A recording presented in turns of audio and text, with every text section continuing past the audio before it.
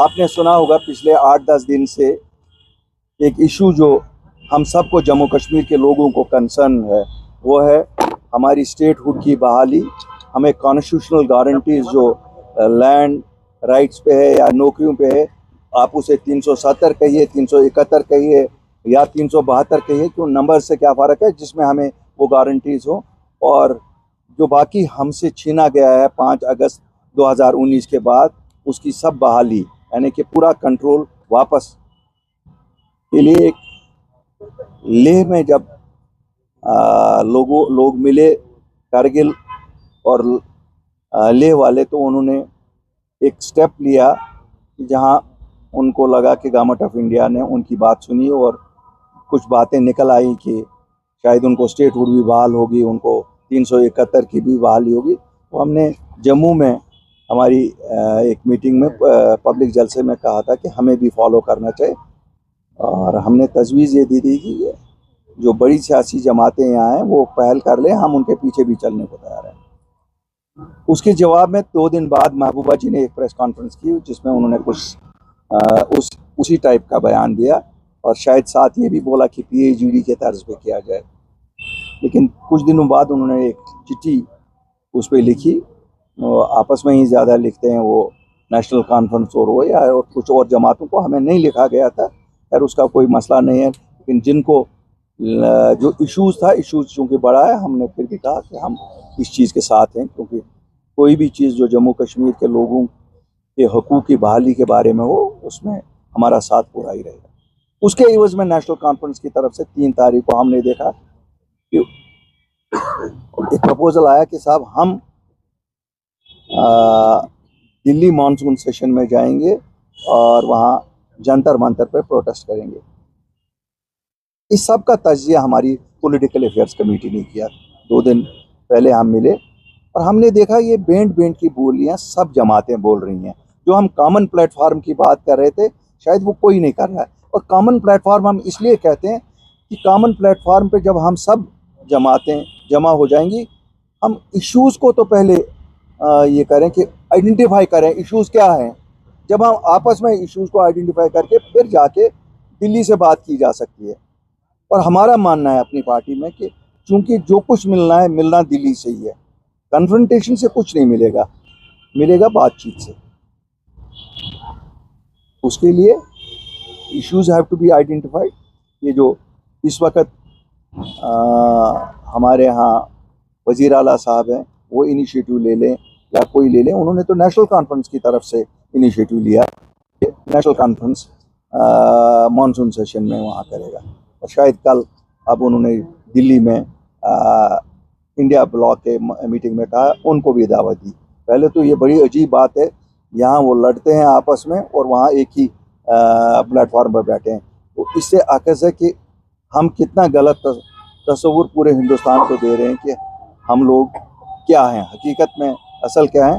वैसे तो लोगों को भी आज अंदाज़ा बखूबी होगा, जो उनको दिखाया जाता है वो होता नहीं है। उनको हमेशा ख्वाब दिखाए गए, अचीवेबल बातें नहीं की जाती। तो हम आज फिर दोहराते हैं, एक कॉमन प्लेटफॉर्म पे इश्यूज़ को पहले आइडेंटिफाई करके फिर आगे बढ़ने का एक रोड मैप बनाना चाहिए।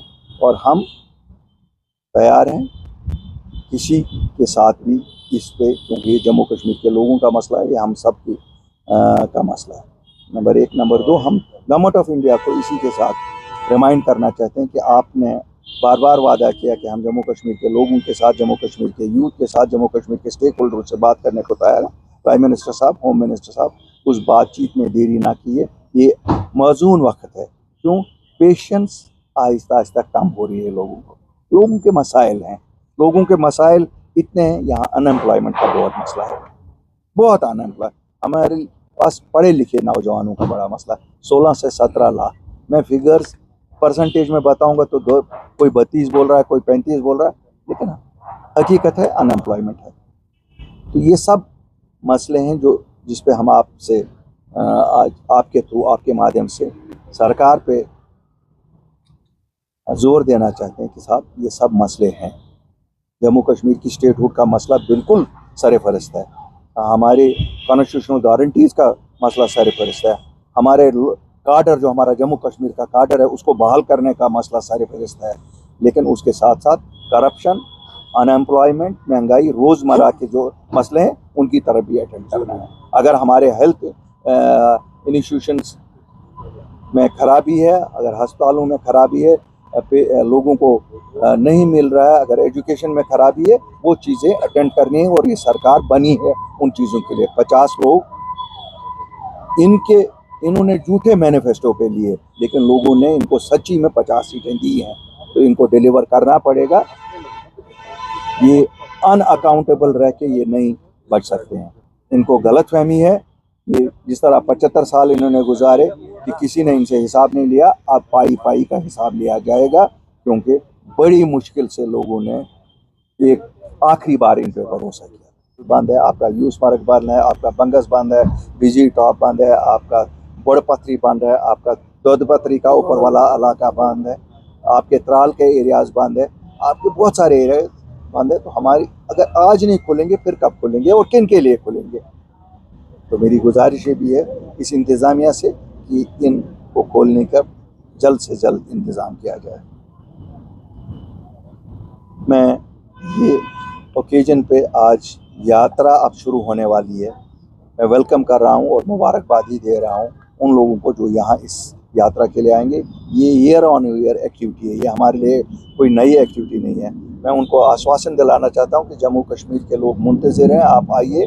जिस तरह से हम हर बार मेहमान नवाजी का सबूत देते हैं, इस बार भी वही होगा, लेकिन इंतज़ामिया से दरख्वास्त है कि कॉमन लोगों को हार्डशिप्स नहीं होनी चाहिए। हाईवे पे ट्रैफिक रोकते हो, पहलगाम के लिए टूरिस्ट बंद करते हो, सोनमर्ग के लिए टूरिस्ट बंद करते हो, तो इसको चूँकि एक ये परमानेंट अफेयर है, ये कोई इमरजेंसी अफेयर नहीं है, सो ऐसा सिस्टम बनाया जाए कि यात्रा भी चले, टूरिज़म भी चले, कॉमन लोग भी अनंतनाग से श्रीनगर आए और उनके लिए रोड बंद ना हो जाए, या इस हाईवे पे बंद ना हो जाए, या यहाँ से जब ये वहाँ की तरफ जाते हैं। तो ये भी मैं उनको आज दरख्वास्त करना चाहता हूँ। और भारत के सभी वासियों को जो आना चाहते हैं, आइए, हम मेहमान नवाजी का सबूत जैसे देते आए हैं, आप भी देंगे।